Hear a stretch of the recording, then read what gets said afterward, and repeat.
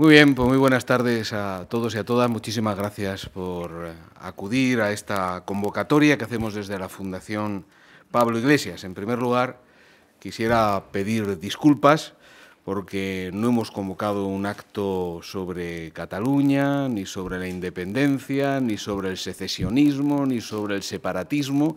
Y a pesar de eso, en fin, hemos tenido una concurrencia razonable. No sé, quizás estamos en pleno desvarío, pero se nos ha ocurrido que también hay otros asuntos de los que hablar, también hay otros desafíos que atender, como la pobreza, en fin, asunto menor, pero de cierta relevancia, la desigualdad, el paro, la precariedad, en fin, disculpas.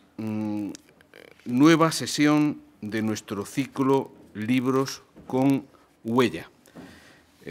Sabéis, queremos contribuir desde esta actividad modestamente al mejor conocimiento, a la divulgación de obras de reciente publicación que cumplan al menos tres condiciones.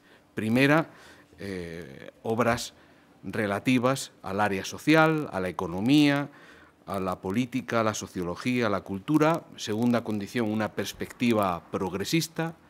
Tercera condición, autores que tienen algo interesante que aportar. Por ejemplo, no se nos ocurriría comentar un libro escrito por Pablo Casado, en el caso improbable de que le diera por escribir un libro. Libros interesantes, temáticas progresistas, autores de interés. Periódicamente, además, aglutinamos varias obras en una sola presentación cuando se trata de materias o de planteamientos más o menos homogéneos. Hoy, por ejemplo, la materia es económica y el mensaje es el de los retos de la globalización y sus consecuencias en el incremento de las desigualdades. Los libros que vamos a comentar son los siguientes. Es el libro de Martin Wolf, La Gran Crisis, jefe del área económica del Financial Times. Como todos sabéis, trata sobre la crisis en su globalidad. El segundo libro es El despertar de los demonios, de Jean Pisani-Ferrer, que es asesor económico del presidente Hollande en Francia, que trata la crisis desde una perspectiva, desde una escala europea. Y finalmente el libro de Francisco Blanco, que nos acompaña, consejero de Empleo en el Gobierno socialista asturiano, que habla de la crisis también en términos generales, pero que hace una lectura evidentemente en clave española por la condición de su autor. Tres libros, temática homogénea, tesis en buena medida coincidente también. ¿De qué hablan estos libros? Enseguida lo contarán nuestros invitados. Yo adelanto un resumen aun a riesgo de que me maticen o me desautoricen inmediatamente. Yo diría, estos libros hablan de la reciente evolución de la economía de mercado que ha quebrado en buena medida los equilibrios básicos definitorios de eso que hemos llamado el exitoso modelo socioeconómico de Europa desde la Segunda Gran Guerra. Y continuación de la tesis, a mi juicio coincidente en los tres libros, para recuperar esos equilibrios básicos perdidos hace falta aplicar reformas profundas en clave socialdemócrata. Yo creo que esta podría ser una buena tesis homogénea, coincidente, un buen resumen de la tesis coincidente en los tres libros. La evolución del capitalismo ha quebrado equilibrios básicos que han sido definición del modelo socioeconómico europeo exitoso, a mi juicio, al menos desde la Segunda Guerra Mundial. Para recuperar esos equilibrios hace falta aplicar reformas en clave socialdemócrata. Francisco Blanco recoge en su libro una cita de Keynes de los años 20, que a mi juicio también marcó la teoría económica europea en toda la segunda mitad del siglo XX, al menos hasta los años 90. Dice la cita: el objetivo de la política económica consiste en combinar tres ingredientes: eficacia económica, justicia social y libertad individual. Pues bien, para mantener la metáfora, creo que podríamos decir que el guiso de la economía europea está falto últimamente, al menos, del segundo de los ingredientes, el de la justicia social, y quizás corresponde a la socialdemocracia aportar este ingrediente en dosis suficiente. ¿Lo estamos haciendo? Posiblemente no. Esa es la tesis también que se recoge en el libro, a mi juicio. Quizás la socialdemocracia europea se ha acomodado un tanto en la hegemonía del pensamiento económico neoliberal, y quizás hemos renunciado a perseguir el desarrollo humano para conformarnos simplemente con el crecimiento de eso que llamamos el Producto Interior Bruto, el Producto Interior excesivamente bruto. Nos hemos quedado con el desarrollo humano y hemos renunciado a perseguir el desarrollo para quedarnos en buena medida con el simple crecimiento. Quizás ante la caducidad de las reglas establecidas en la economía estatal y ante la dificultad de sustituir las reglas estatales en la economía por reglas supraestatales, nos hemos conformado simplemente con que haya poquitas reglas. Quizás estos son algunos de los pecados cometidos por la socialdemocracia. Quizás también en la resolución del trilema de Rodrik nos hemos quedado con la defensa de la globalización y el Estado, y teníamos que haber insistido en la defensa de la globalización y la democracia social. Evidentemente, hay un desafío por delante en la economía europea, en la sociedad europea, en la socialdemocracia europea. Y para tratar ese desafío tenemos tres ponentes de excepción en la mesa. Es verdad que ninguno es catalán, pero yo creo que pueden cumplir un buen cometido en el debate al que estamos llamados esta tarde. Manuel de la Rocha Vázquez es licenciado en Ciencias Empresariales, como sabéis, por la Universidad Autónoma de Madrid, es máster en Política Económica por la Universidad de Columbia en New York, es además extrabajador de entidades tan relevantes como la Comisión Europea y el Banco Mundial, y actualmente es secretario de Política Económica en la Comisión Ejecutiva Federal del Partido Socialista. Francisco Blanco es profesor de Hacienda Pública en la Universidad de Oviedo, consejero de Empleo, Industria y Turismo en el Gobierno asturiano y autor de libros interesantísimos, entre ellos el que hoy vamos a comentar. Y Ana Sastre no es economista, es jurista, es experta en lucha contra la desigualdad y la pobreza, experta en la defensa de los más vulnerables de la sociedad, desde los discapacitados a los niños, directiva de Save the Children en España, y está aquí porque en esta casa somos cada día más gabilondistas, y Ángel Gabilondo suele decirnos que no podemos vivir sin la economía, pero solo con la economía tampoco, ¿no? Y como no podemos vivir solo con la economía, pues hemos traído a Ana para comentar estos tres libros económicos de una manera interesante. Yo creo que traemos hoy tres libros muy interesantes que tratan de explicar además a distintos niveles un poco lo que está pasando en la línea con lo que ha dicho Rafa, ¿no? Es decir, el mundo ha cambiado tanto en los últimos 30 años, la economía ha sufrido transformaciones tan profundas que ¿qué significa esto para un movimiento como la socialdemocracia que hunde sus raíces, ¿no?, en los años 60? ¿Y dónde nos encontramos y hacia dónde creo que deberemos ir? Entonces me gustaría, haré unos comentarios sobre los tres libros y luego, si me permitís, algunos apuntes de algunas lecciones que podemos sacar y cómo yo veo hacia dónde debemos avanzar como movimiento socialdemócrata, que es con el que un poco yo me identifico, ¿no?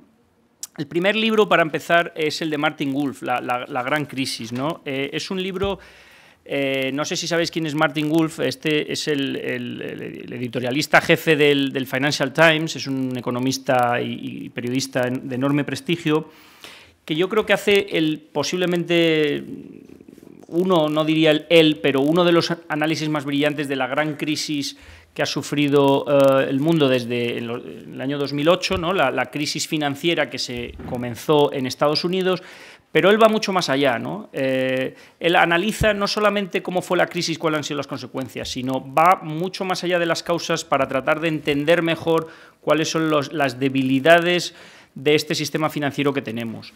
Y él lo explica, como muchos otros, pero de una forma muy brillante. Parte de la crisis hunde sus raíces ya en los años 80 y 90, ¿no? Cuando con el estancamiento de los salarios en los distintos países del área occidental, fundamentalmente en Estados Unidos, ¿no? Que se produce por las desregulaciones que ocurren con Ronald Reagan y Margaret Thatcher. Lo que acaban haciendo es, en gran medida, y voy a ser muy sintético, suprimen los salarios y empiezan a crear una enorme desigualdad. A eso se une la desregulación financiera que nos impusieron la agenda neoliberal en los años 80 y 90, en donde los bancos que antes eran muy controlados, empiezan a poder hacer lo que quieren. Y hay un tercer elemento que quizás en España no ha salido no se ha reflejado tanto en los medios, y tiene que ver con los global imbalances, los desequilibrios globales que empiezan a ocurrir en el sistema capitalista a raíz de la emergencia potentísima de potencias como China o India.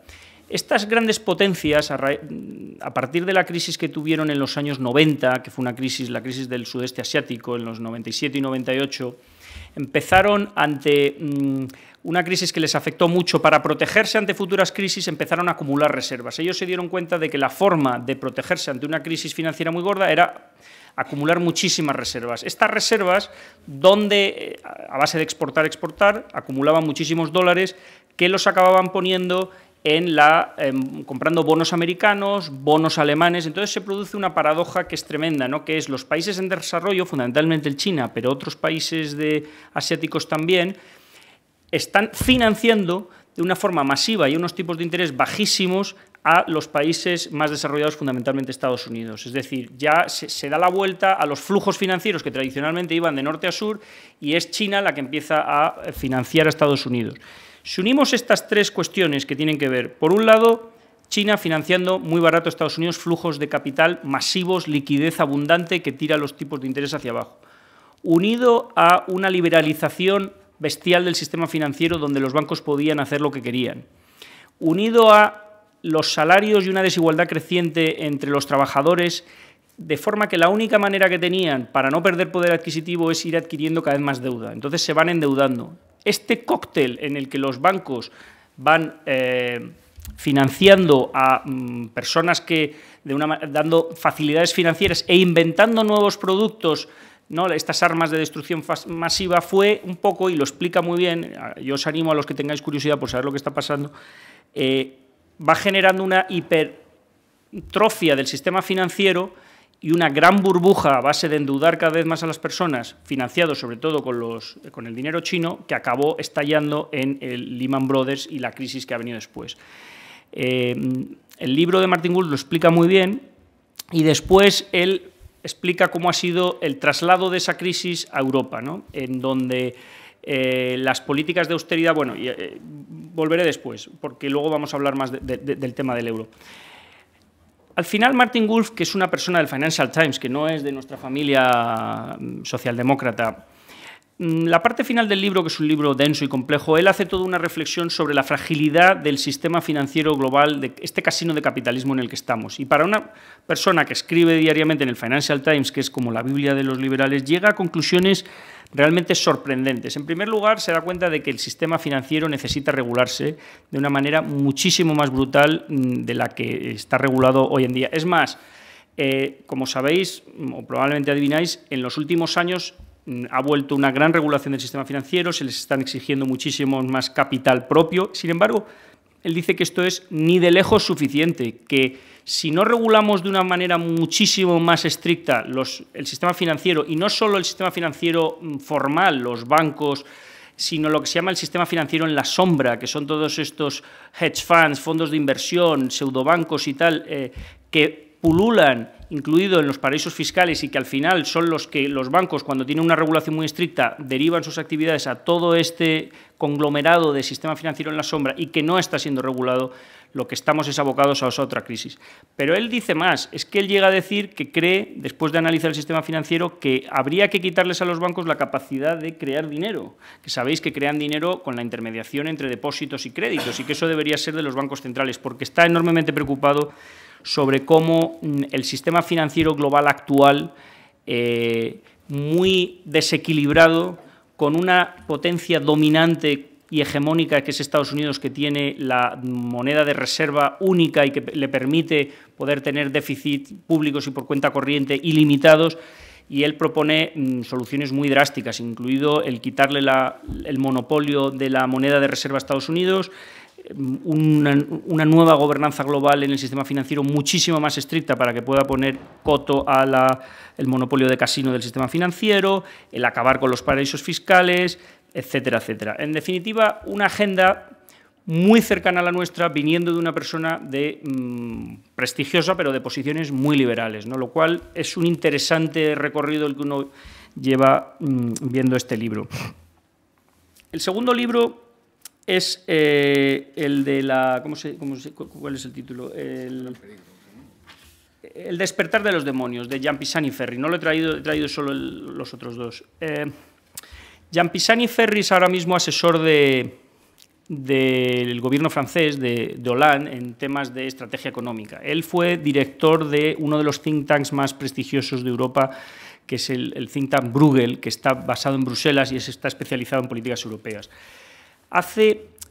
Si alguno queréis saber y conocer más sobre la crisis del euro, el por qué acaba de lo que le ha ocurrido a Grecia, la fragilidad de la zona euro y los fallos de diseño, el libro de Jean Pisani-Ferry es probablemente el libro más brillante que se ha escrito, porque es una mezcla de libro histórico, explica con mucho detalle y muy bien, alguien muy conocedor de los círculos europeos, la génesis del euro, que es un proyecto político, no olvidemos, que ocurre básicamente tras la reunificación alemana y es una salida política que se da a una gran hegemonía alemana, que al nacer sufre de defectos originales porque no cumple, es una zona monetaria que es lo que se llama no óptima, es decir, no cumplen los parámetros económicos a la hora de unir las monedas de varios países y sin embargo se decide ir adelante y el diseño institucional contiene, no tengo tiempo aquí para explicarlos, pero muchos seguro que los errores fundamentales de diseño. Y sin embargo los países se fueron adelante y el euro durante mucho tiempo fue visto como algo fenomenal, incluso se añadió Grecia posteriormente y durante una década el euro funcionó muy bien. Es más, era considerado un gran éxito, se había crecido a tasas medias de entre el 2,5–3%, España crecía más, la inflación era muy baja, por lo cual se consideraba que el Banco Central Europeo estaba siendo muy exitoso porque su mandato, que era controlar la baja inflación, lo estaba haciendo muy bien. Sin embargo, a raíz de la crisis financiera, que no se origina en Estados Unidos, en Europa, sino en Estados Unidos, se traslada rápidamente a Europa. Y ahí el libro explica muy bien cuáles son los problemas que tiene y cómo se demuestra en esta crisis financiera en la que los mercados, que hasta el momento de la crisis habían pensado que el euro era irreversible y que además ningún país del euro en una moneda única podía entrar en default, o sea, dejar de pagar sus deudas, de pronto empiezan a ver que no existen suficientes contrafuegos para evitar una posible salida del euro. Que el Banco Central, que es el banco de los ahora 19 países del euro, 18 países del euro, realmente estos países que se estaban endeudando no tenían un banco central que les respaldara. No, era como si se estuvieran endeudando en moneda extranjera. Entonces, él explica con mucha claridad y además incluso hay aspectos muy periodísticos con anécdotas de cómo los líderes, ante la tormenta que se les viene cuando tras la crisis financiera surge el problema en Grecia, que ha falseado sus cuentas y dice no tengo un déficit del 2%, sino que mi déficit es del 12%, y entonces los mercados entran en pánico y dicen, bueno, es que realmente esto de la irreversibilidad y de que un país del euro no puede realizar un impago, pues no es tan así. Y entonces empiezan a surge todo el problema de las crisis, las primas de riesgo, y cómo Europa se tiene que enfrentar y se da cuenta de que el euro no tenía un armazón institucional para soportar una crisis. No había forma de que un país pudiera ser rescatado, no había coordinación de las políticas monetarias y cada uno podía hacer lo que quisiera. Y, bueno, el libro va explicando en mucho detalle cómo se van poco a poco analizando y realizando todas estas reformas que se han ido haciendo desde entonces. Bueno, se crea, primero se refuerza lo que se llama la gobernanza fiscal europea, porque irónicamente, durante mucho tiempo y todavía en buena medida, tenemos una política monetaria única, una política de tipo de cambio única, el Banco Central decide los tipos de interés y, sin embargo, las políticas macroeconómicas y fiscales, durante mucho tiempo, cada país, no digamos que podía hacer lo que quisiera, pero había una enorme laxitud a la hora de hacerlo. Eso se ha reforzado en buena medida y ahora ya todos tienen que pasar por el corsé de Bruselas. Se crea un fondo de rescate que costó mucho, y se crearon dos, para poder salvar a los países que en un momento dado estuvieran en problemas. Se crea el Eurogrupo, que es un grupo de los ministros de Finanzas para realmente tomar medidas en cuanto a que las políticas macroeconómicas de los distintos países tenían que estar alineadas, porque existían efectos. Cuando estás en una unión monetaria, lo que hacía un país resulta que afectaba de una forma fundamental a otros países. Si un país se endeudaba mucho y dejaba de pagar sus deudas, se producía un efecto contagio en donde los mercados temían, porque así es como funcionan los mercados financieros, que fuera un efecto dominó y que Grecia deja de pagar sus deudas y automáticamente dicen, bueno, ¿y quién puede ser el siguiente que no me pague de esta zona euro? Entonces tienen que estar todos mucho más coordinados. Y los últimos avances que se han dado de la unión bancaria. Sin embargo, Pisani-Ferry lo que viene a decir es que esto, reconociendo los enormes avances que se han hecho, sigue siendo insuficiente. Es decir, y el libro se escribe en 2012-2013, pero ya se puede percibir cómo él, con el tiempo, dice, por ejemplo, el caso griego no está solucionado, porque aquí hay una enorme deuda de este país que ha sido un desastre, como se le ha rescatado, se le ha puesto una austeridad brutal. El corsé europeo sigue siendo muy rígido y las políticas de austeridad siguen deprimiendo la demanda, y o damos un paso adelante en aspectos muy delicados y que todavía no hemos logrado avanzar, como es una verdadera unión fiscal, como es una unión bancaria que todavía está con una pata que no acaba de avanzar, y con una mayor legitimidad democrática no vamos a tener una zona monetaria óptima y la eurozona está abocada a tener mayores crisis. Y, bueno, 2 años después de que escribiera el libro, bueno, pues hemos tenido la siguiente crisis, que ha sido la crisis griega, con lo cual la agenda que él plantea, que es una agenda razonable de mayor integración hasta una integración política y construir una verdadera unión económica, no solamente la pata bancaria, financiera y monetaria, sino todos los aspectos fiscales y macroeconómicos, queda ahí. Bueno, me estoy extendiendo mucho, pero simplemente del libro de Pachi, entonces lo voy a dejar, tenía algunos apuntes.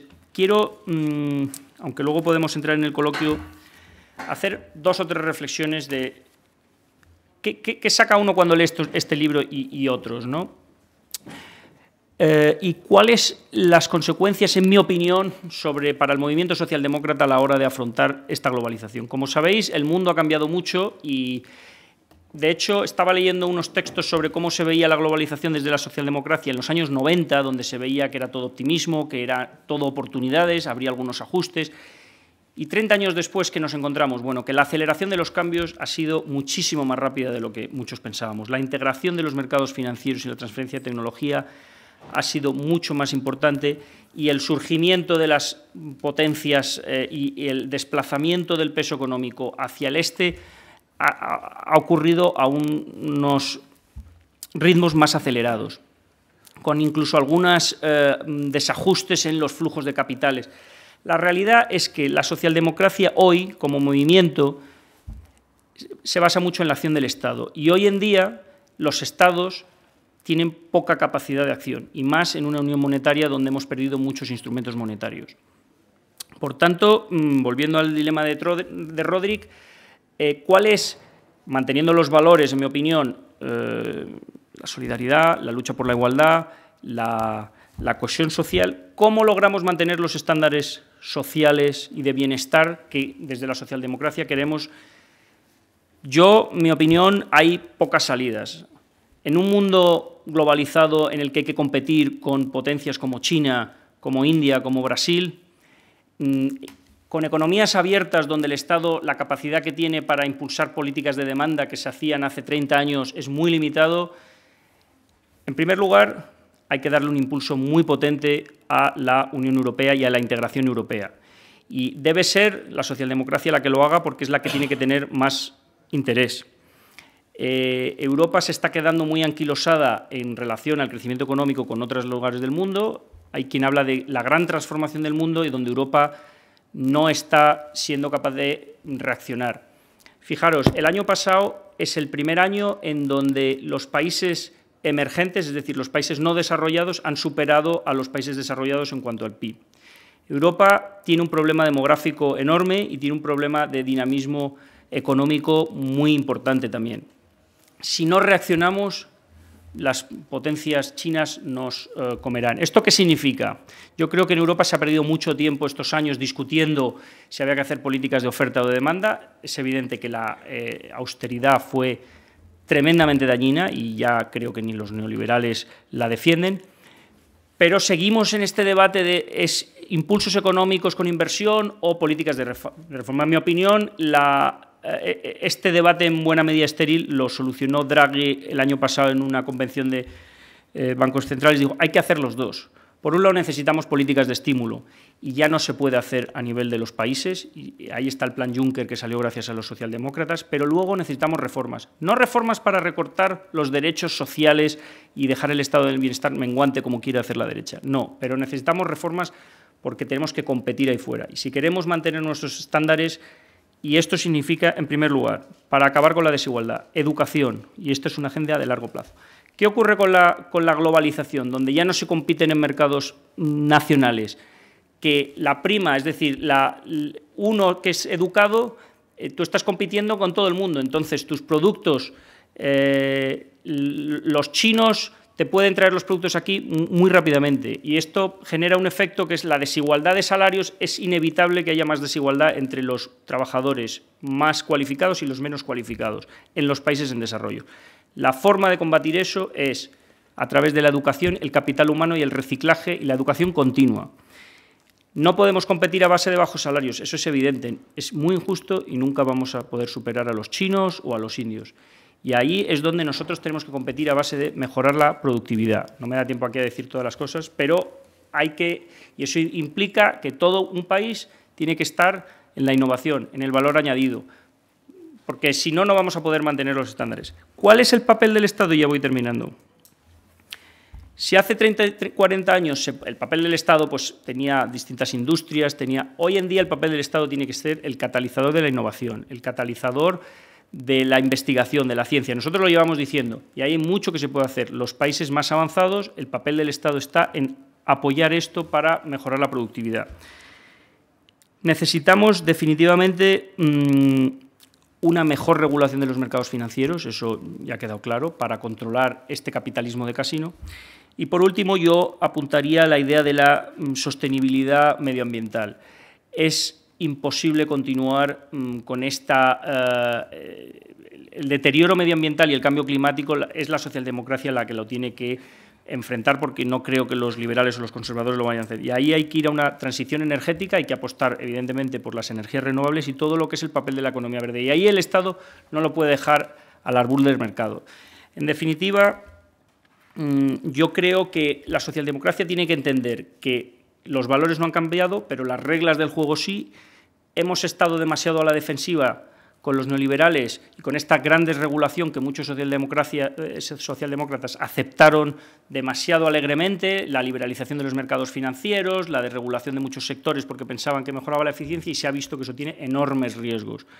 Pero al mismo tiempo necesitamos economías dinámicas que permitan que haya más movilidad y aumenten la productividad para poder competir en un mundo globalizado manteniendo nuestros estándares sociales y nuestros estados del bienestar. Si no, yo no veo la forma de competir con economías de bajos costes manteniendo sociedades cohesionadas y de alto bienestar. Y ahora vamos a ver cómo combinamos los análisis de la macroeconomía en un mundo globalizado con el análisis de cómo vive la gente bajo ese mundo globalizado. A ver cómo combinamos las grandes agendas de las políticas económicas europeas y globales con la agenda de cómo luchar contra la desigualdad y cómo hacer que la gente viva en este mundo globalizado de una manera al menos decente. Y ese es el papel de Ana Sastre. Me alegro que se haya apuntado que no solamente se puede vivir desde la economía, y esa es una pelea que yo tengo en casa porque mi marido también es economista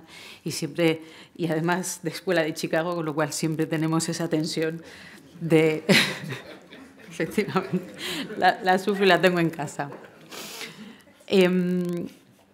La crisis ha afectado gravemente a los niños y esto nos lo han dicho los datos que no nos hemos inventado las ONGs, y este es un debate que nos ha dolido muchísimo que se haya mantenido.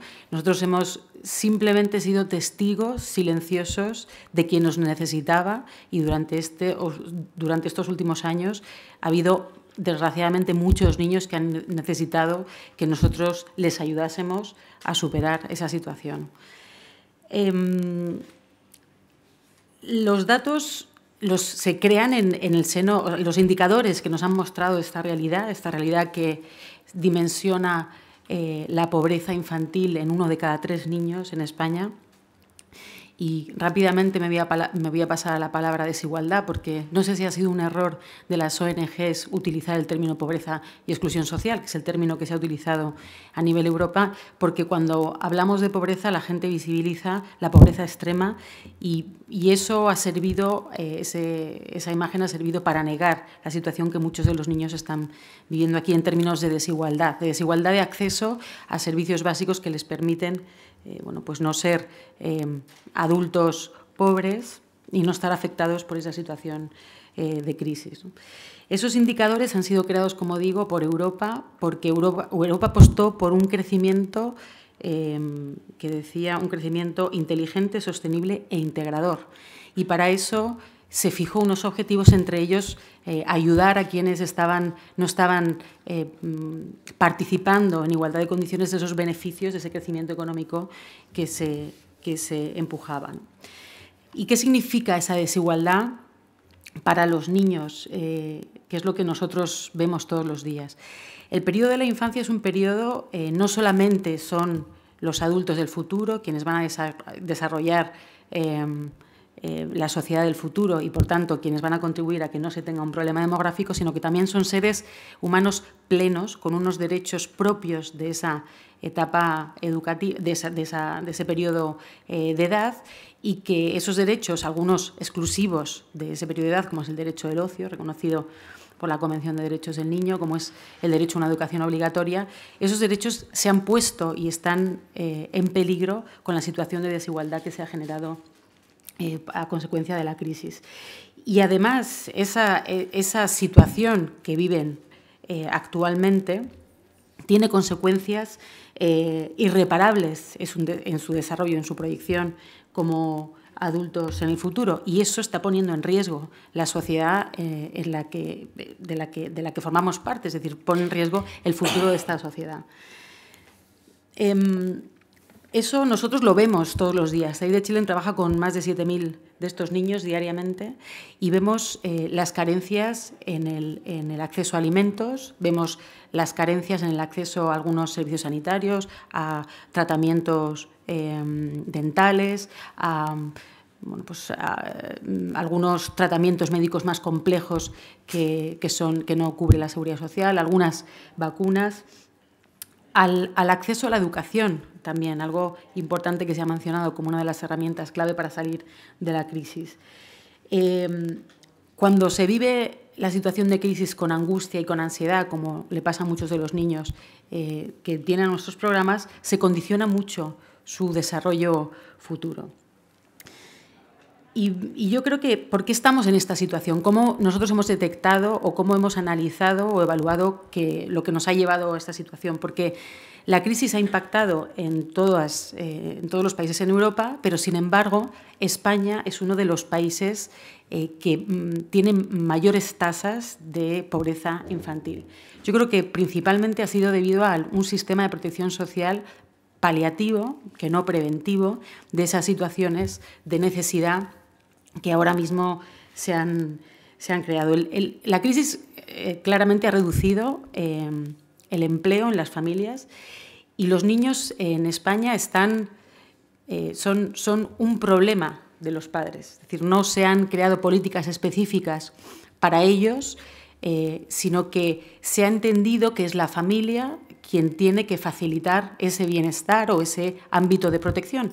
Y cuando la familia no ha tenido acceso al empleo y ha caído, los niños automáticamente han caído en esa situación de exclusión y no somos capaces de rescatarles. Y no somos capaces de rescatarles porque cuando se hace el análisis de pobreza en Europa, a través de las transferencias, de las políticas de transferencias en Europa, se consigue rescatar un 7% de los niños que están en situación de pobreza y exclusión, y sin embargo países como Irlanda pues creo que llegan a reducir esa situación casi pues lo apuntaba esta mañana, pero casi en 32 puntos, es decir, se rescata porcentuales, se rescata a muchos más niños una vez aplicadas el sistema de protección social. Eso desde luego ha sido uno de los problemas fundamentales, es decir, no tener un sistema ni preventivo ni enfocado al niño, sino dejar al niño de alguna forma dentro del ámbito de protección de la familia y no entender que esto ha podido, de alguna forma, cuando la familia ha caído en esa situación, el niño le estamos privando de derechos que le son propios y que no se le puede facilitar a través de la familia, como son, bueno, pues es el derecho a la educación, a determinada sanidad, etc. Somos, por eso, el segundo país de la Unión Europea con menos capacidad de rescate de estos niños. Es decir, nuestros sistemas de protección no está funcionando y no funciona para estos niños. Es un sistema ligado al sistema productivo. Bueno, yo no voy a explicar nada que no sepáis. Nosotros analizábamos qué ayudas se dan a un niño cuando la madre o no trabaja, está excluida del mercado laboral. Entendíamos que me parece que del 100% de las mujeres madres que no trabajan, pues el 70% se calcula que son porque no tienen acceso al mercado laboral. Lo que le está devolviendo a ese niño, fuera de las ayudas que pueda recibir la madre, son como unos 294 euros al año. Y, sin embargo, a un niño cuya madre trabaja, con más posibilidades o con más red de protección, se le está dando pues, en torno a unos 8.000 euros. Es decir, nuestro sistema va a favorecer siempre a quien está vinculado al sistema productivo y no a quien más lo necesita. Ha habido además hay una inversión en protección social muy débil, es por debajo de la media de la Unión Europea, está en torno al 1,4% del PIB frente al 2,2% de media de la Unión Europea, y ha habido una caída de la inversión pública en la infancia de en torno a un 15% desde el 2007 en euros constantes. Es decir, no ha habido esa prevención de que había situaciones que estaban vulnerando gravemente a los niños y que, por lo tanto, había que incrementar, sino que se han seguido debilitando esos servicios sociales. ¿Es el empleo la respuesta o el crecimiento por el crecimiento? ¿El empleo la respuesta a todo esto? Bueno, pues el empleo es importante porque el empleo facilita a las familias esa salida de la crisis y, por lo tanto, pone a disposición recursos para los niños. Pero no es no es la única solución. Si no tenemos un sistema de protección para los menores de edad, en igualdad de acceso al empleo, seguirán estando perjudicadas las familias o los niños que estén en familias que ingresan menos a través del empleo. Y si además no tenemos servicios públicos fuertes, si tenemos una educación pública mala, se favorecerá a aquellos niños cuyos padres puedan acceder a una educación de más calidad. Es decir, si la educación pública no es de calidad, no se favorecerá en igualdad a todos los niños, sino que se empujará a esa desigualdad. E igual pasará con la sanidad. Si la sanidad, el sistema de sanidad no es equitativo y no es igualitario, también serán aquellos niños cuyos padres ingresen más dinero quienes se beneficien más por tanto creará desigualdades. Además, de alguna forma, nosotros hemos visto en aquellas, recientemente hemos hecho un análisis sobre la situación de las las familias monomarentales, entendiendo, bueno, casi todas las familias monoparentales están encabezadas por una mujer, y hemos visto el efecto que la situación de desprotección de esa red tiene en el acceso al mercado laboral de las madres. 2/3 de los niños en familias monomarentales están en riesgo de pobreza, y cuando la madre no trabaja. Cuando la madre trabaja, la mitad de esos niños siguen estando en situación de pobreza, con lo cual hacer una política solamente de fomento del empleo no va a beneficiar a estos niños si no se tiene en cuenta, bueno, pues que las condiciones de acceso a la conciliación son todavía complicadas. ¿Qué es lo que necesitamos o qué entendemos nosotros que debería de impulsarse desde Europa para que ese crecimiento económico, si alguna vez arranca y si es real, llegue también a los niños, ¿no? En el análisis que llevamos a cabo cuando se puso de manifiesto la situación de pobreza infantil en España, se vio que los sistemas que aquellos países de Europa que tienen sistemas de transferencia específicamente diseñados para abordar la pobreza y que tienen un enfoque multidimensional, es decir, desde la protección social, el acceso a servicios como la vivienda, la educación o la sanidad, y un gasto consistente, tienen mucha menos pobreza infantil, y estos pues, los países nórdicos, Austria, Eslovenia y Holanda. Cuando además se pone al niño en el centro de las políticas. Y yo, por poner un ejemplo, porque esto puede quedar en una frase vacía, que es difícil de entender, ¿qué es lo que significa poner al niño en el centro de las políticas? Y nosotros nos hemos encontrado en la práctica con dos situaciones en las que por falta de enfoque en el niño se ha perjudicado al niño.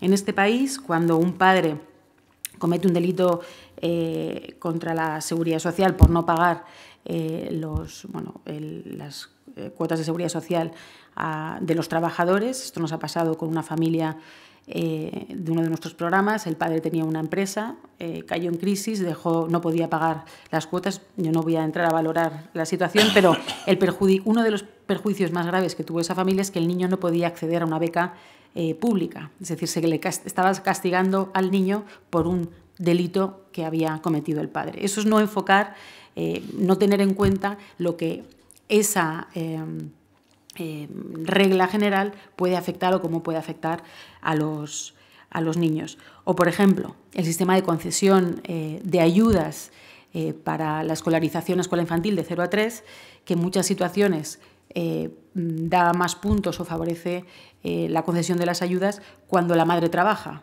con lo cual es un pez que se muerde la cola. Si la madre no tiene esa ayuda de 0 a 3 de escuela infantil, tiene menos posibilidades de incorporarse al mercado laboral, y es algo también, no se está valorando ahí realmente los efectos positivos o negativos que puede tener esa medida. Y luego incrementar la inversión en infancia es necesario en ese sentido. Nosotros concretamente, y bueno, María Luisa casi nos ha hecho parte del trabajo, incorporando pues esa medida que mejora el sistema de protección a los niños. Nosotros aspiramos a tener un sistema de protección concreto, universal, para todos los niños, pero entendemos que el momento ahora es de proteger a aquellos a quien más lo necesitan y no dejar la prestación por hijo a cargo, que es a la que me refería anteriormente, en 294 euros, que estoy segura que cuesta muchísimo más gestionar a la Administración que lo que beneficia a los niños que la están recibiendo. Y todo esto va orientado, haciendo referencia a lo que decía Manuel anteriormente. Los niños son quienes están, por este tipo de políticas, sufriendo de alguna forma sufriendo las consecuencias de una educación no de calidad. Hay tasas de abandono escolar muy altas, fracaso escolar más altas que la media. Yo creo que es necesario, si enfocamos y tenemos que sacar adelante y ser competitivos, vigilar esto e invertir para que esas desigualdades que existen ahora en España, constatadas con esos datos, no existan. Y sobre todo, los hijos ahora mismo se ha convertido en un lujo.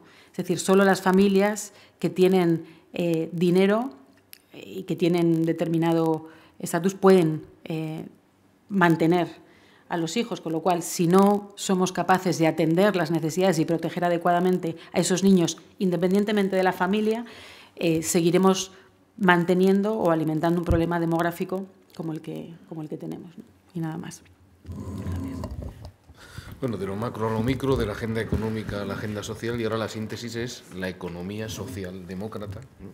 que nos ha escrito Francisco Blanco y que nos presenta enseguida. Bueno, yo creo que una de las mejores maneras de presentar este libro es explicando las razones por las que lo escribí. Este libro tiene una intención, ¿eh? Yo soy un político, no solo estoy en la institución, estoy en el partido también, y este libro tiene una clara intención política. Aparte de que sea un manual, casi responde en gran medida al esquema clásico de un manual de Hacienda Pública en muchas cosas. De hecho, la editorial es una editorial académica. Tiene, como digo, una clara intención política y básicamente es la siguiente. En primer lugar, son dos. La primera sería combatir una idea que está muy extendida, que es la idea de que la economía, la doctrina económica, es fundamentalmente liberal en el sentido que condena la intervención estatal y sacraliza el mercado. Yo creo que esto es falso, creo que la teoría económica abre un amplio campo de intervención al Estado y, sin embargo, normalmente estamos convencidos, han conseguido convencernos de lo contrario, hasta el punto de que, bueno, en este partido incluso muchas veces pensamos que efectivamente es así, ¿no? Incluso los economistas, y antes tuvimos un pequeño ejemplo en clave de broma de ello, en ocasiones somos casi un poco sospechosos de liberales, por decirlo de alguna manera, en este partido, ¿no? Bueno, pues el primer objetivo es demostrar que esto es falso. Y esta idea tiene mucha relación con la segunda, que es la fundamental, ¿no? La segunda intención del libro, que es, como digo, consecuencia de esta primera también, es rechazar que los sistemas liberales de derechas sean mejores para generar o crear riqueza, mientras que los sistemas de izquierda o socialdemócratas son simplemente mejores para repartirla. En este libro se defiende que eso es falso, se defiende desde la teoría económica y, bueno, esto tiene grandes implicaciones también desde un punto de vista político. ¿Por qué?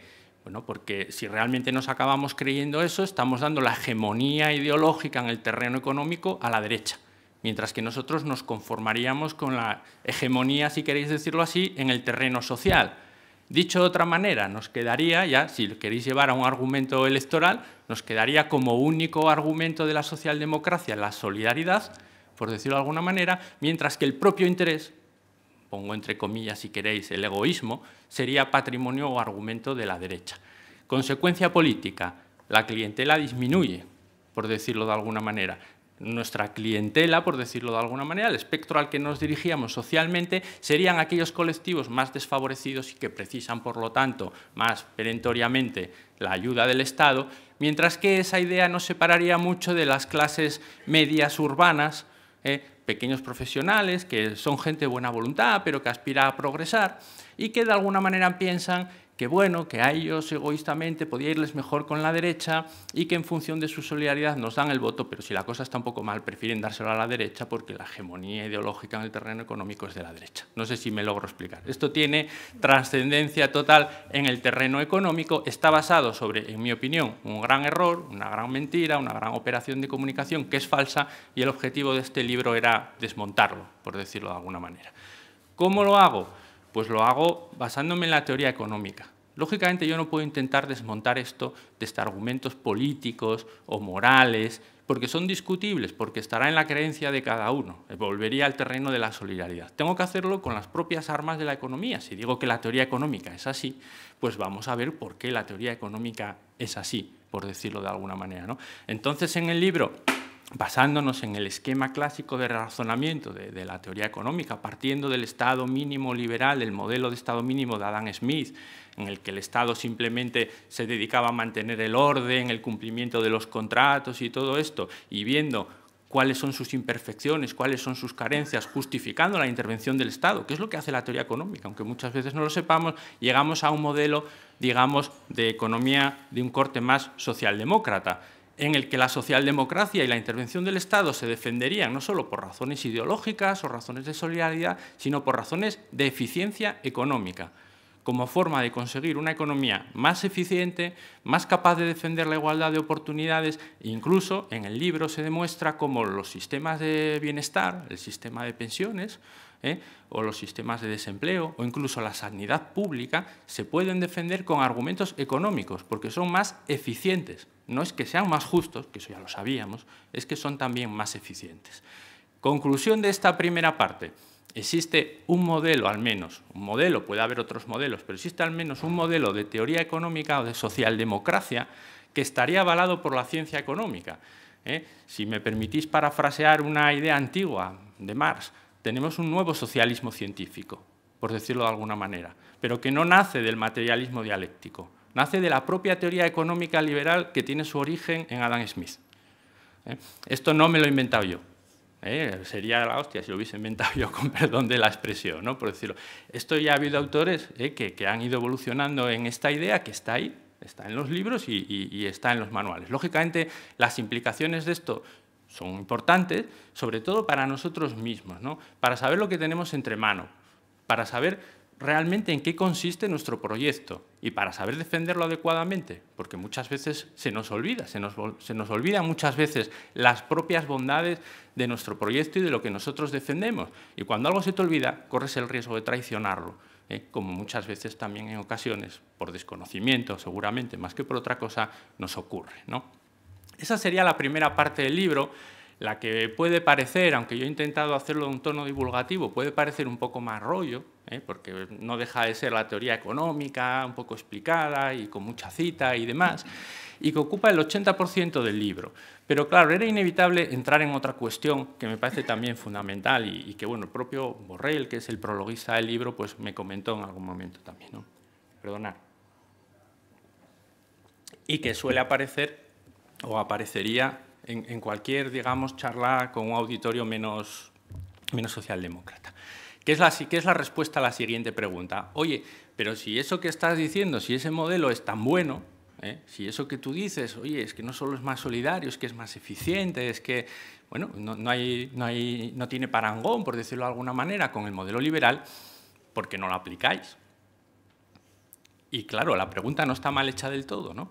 Porque es verdad que en ocasiones, bueno, pues tenemos ejemplos, ¿no? En ocasiones ha podido parecer que renunciamos de alguna manera a nuestro modelo. Pudo parecerlo cuando, pues es verdad que forzado por la situación y por la Unión Europea, Zapatero tuvo que hacer algunos cambios, o cuando Hollande, más recientemente, también renunció en alguna medida a muchos de sus postulados, ¿no? Entonces esa pregunta es importante, es decir, oye, tú vale, muy bien, usas la teoría económica, me explicas que todo esto está muy bien, pero luego en la práctica llegáis ahí, gobernáis y no es del todo lo que me decís primero, hay cosas que no encajan del todo con eso. Bueno, yo creo que era necesario explicar eso, ¿no? Y esa es quizá la parte más personal, menos académica y el final del libro. ¿Cómo lo explico? Y ahí viene el tema de la globalización en gran medida. Bueno, primero hay una parte que no es la globalización, que es nuestra pertenencia a la Unión Europea, que es fundamental también para entender todo eso, ¿no? Pertenecer a la Unión Europea significó ceder soberanía, ceder capacidad de actuación. Hemos cedido la política monetaria, la política de tipo de cambio, que en gran medida es consecuencia de la monetaria, la política comercial exterior. Ahora estamos viendo, por ejemplo, lo que está pasando con la negociación del Tratado de Libre Comercio con Estados Unidos, pero no solo, ¿no? Otra serie de cosas. Bueno, estamos cediendo muchísimas capacidades, incluso la política presupuestaria en gran medida, ya que nos condicionan déficits y una serie de cosas. La política fiscal, incluso en parte hay armonizaciones, cosas que no se pueden hacer, que pueden alterar el mercado. Es decir, hemos cedido muchísima competencia a la Unión Europea y eso nos ata las manos para aplicar en gran medida también nuestro modelo. Y lo hemos cedido muchas veces a cambio de nada. Y la verdad es que hay que decirlo así, porque si tú cedes la capacidad para arreglar tus problemas a otro, lo menos que puedes esperar es que ese otro te arregle los problemas. Pero si eso no pasa, tienes que sentirte frustrado por ese proceso de construcción que es la Unión Europea, ¿no? Bueno, yo hago en el libro una reflexión crítica respecto al proceso de construcción europea, en el sentido en que es verdad que se llama Unión Europea, pero también es verdad que no lo es, que debería seguir llamándose seguramente mercado común. Porque la verdad es que más allá de la política agrícola y en decadencia, la gran política de la Unión Europea es la política de la competencia. La política que está realmente orientada a crear un mercado común, la unidad de mercado, y a ampliar además ese mercado mediante tratados y demás al resto del mundo, ¿no? Pero bueno, como digo, esa es una razón importante, quizá más coyuntural, más de nuestro contexto, pero no es la única. Para mí la razón fundamental es la globalización. Y antes de empezar a criticar al modelo de globalización existente, me parece importante decir que yo no soy antiglobalización, todo lo contrario. Creo que la globalización puede tener grandes ventajas, ¿verdad? La globalización, bueno, oye, soy economista, sé cuáles son las ventajas del comercio, es susceptible de generar grandes ganancias netas de bienestar. ¿Cuál es el problema? Que el que genere grandes ganancias en general de bienestar no quiere decir que esas ganancias le lleguen por igual a todo el mundo. Es decir, hay ganadores y hay perdedores en la globalización. Y si no le ponemos normas, hay pocos ganadores y muchos perdedores. Aunque la ganancia global, con globalización, con el modelo que tenemos actual de libre cambio, el producto crezca, eso no quiere decir, sino al revés, que se distribuya de una manera más igualitaria, sino más desigual. Y eso es lo que está pasando con el actual modelo de globalización. Hay ganancias netas, pero son para algunos, básicamente, por decirlo de alguna manera. Entonces, permitidme que haga una reflexión antes de entrar cuál es el problema de la globalización. ¿Cuál es el problema de la globalización? Que está destruyendo la capacidad del Estado para regular la economía y controlar la economía. Y aquí hay que hacer una reflexión que me gusta hacer, ¿no? La socialdemocracia en su momento, más o menos fundacional, finales del siglo XIX, no optó, como otras ideologías socialistas, pues por la ruptura, por la revolución, por el absolutismo, por decirlo de alguna manera, el totalitarismo, sino que optó por conquistar el poder del Estado de una manera democrática para utilizar el poder del Estado en beneficio del proletariado, para a través de la democracia y del poder del Estado ir repartiendo, consiguiendo progresivamente ganancias en beneficio de los más desfavorecidos. El Estado fue el gran aliado de la socialdemocracia para construir ese periodo, digamos, de tantas décadas de bienestar y justicia social que vivió Europa en el siglo XX, ¿no? Después de la Segunda Guerra Mundial. ¿Qué es lo que está pasando ahora? Que así como la socialdemocracia encontró su gran aliado en el Estado, el neoliberalismo está encontrando su gran aliado para destruir al Estado en la globalización. La globalización, tal como está funcionando, es el gran aliado que está encontrando ahora mismo las doctrinas más reaccionarias en lo económico y en lo social para acabar con el poder del Estado. ¿Y cómo acaban con el poder del Estado? Bueno, pues trasladando la competencia.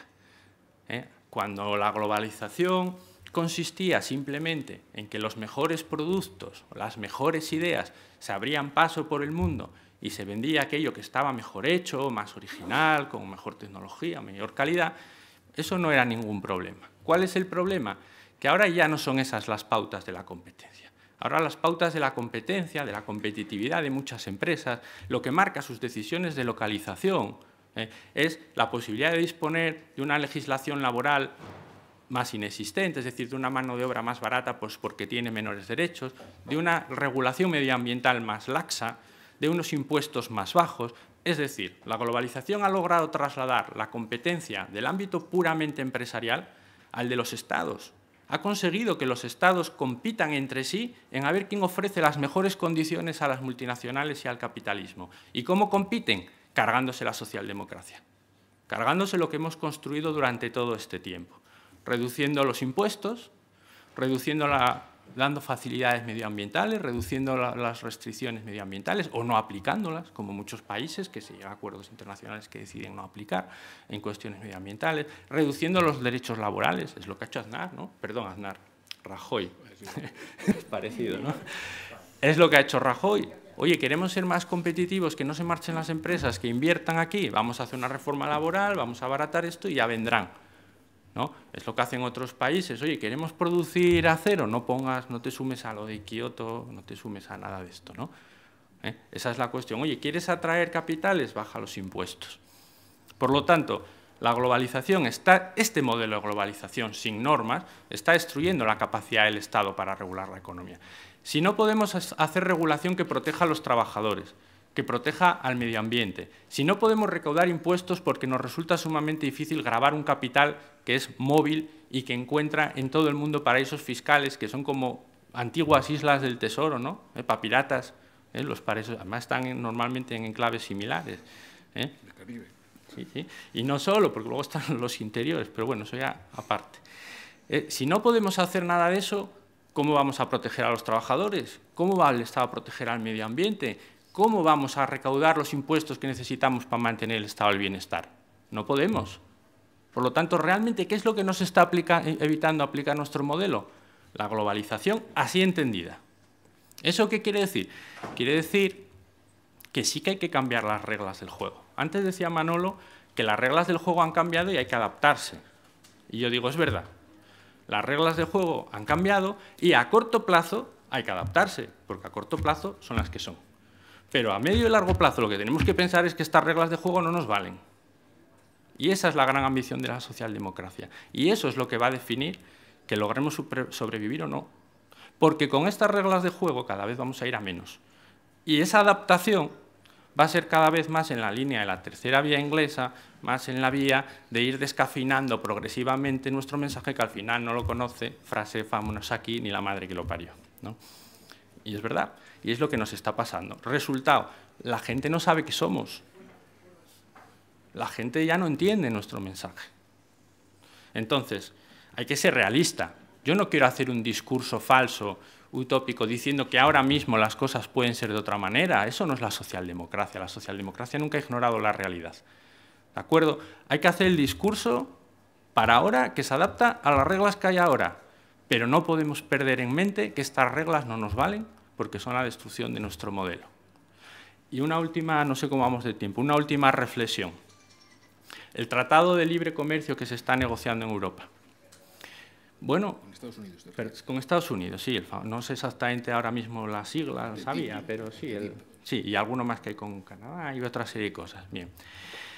Este tratado tú lo miras sin más y es como lo de la globalización y el libre comercio. Y dices, oye, pues en principio suena bien. Dices, oye, es verdad que si hay más comercio, pues puede haber más inversiones y puede haber crecimiento y todo eso. Y en principio está muy bien. ¿Cuál es el problema? Que seguimos hablando solo y siempre de lo mismo. Seguimos hablando de construir el mercado, pero no de construir instituciones supranacionales que puedan regular ese mercado. Entonces, ese es el camino por el que no podemos seguir. Ya hemos ido demasiado lejos en Europa. Tenemos un camino todavía pendiente que andar en Europa en la construcción de lo social, en la construcción de lo político. Hemos ido muy rápido en lo económico y no hemos construido lo político en Europa. No podemos seguir haciendo lo mismo. No podemos firmar un tratado que puede estar muy bien, mirado así, pero que siga atándonos las manos y cada vez más a la acción del Estado y a la política. No sin las salvaguardias necesarias. El colorario sería que si no puedes con tu enemigo, únete a él. Y si el enemigo imbatible de la socialdemocracia estatal es la globalización desregulada, hagamos socialdemocracia global, regulemos. En clave socialdemócrata, la globalización. Y quizás ese es el paso que nos falta. Necesitamos una socialdemocracia global.